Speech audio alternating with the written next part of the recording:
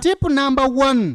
Kyusa ensonga lwaki oli mu maka g'oyo omusajja. Tutunuulire ensonga lwaki oli mu maka g'omusajja. Naawe omusajja tutunuulire ensonga lwaki oli n'oyo omukazi. Kati egyo gye tugenda osooka otunuulira. Ensonga we munaagikyusa nebeera gye ngendo bagamba relationship egenda kuwangaala. Tukimanyi bulungi nti abantu abasinga babeera mu relationship nga banoonya ssanyu. Era kyova olaba nti essanyu weriggwaawo ng'anoba oba ng'agoba.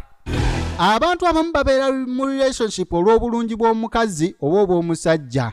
Ekimu ku byo we bibaawo oba we kiggwaawo ng'anoba oba ng'agoba. Abamu kuli babeera mu relationship ng'oli mu relationship n'omukazi omulungi akuzaalira omwana. Wamala omukuzaalira naye ng'olwedde waliyo kinnabbi jjeeri kale kimusinga obubi naye nga kikutambuliza bulungi ensonga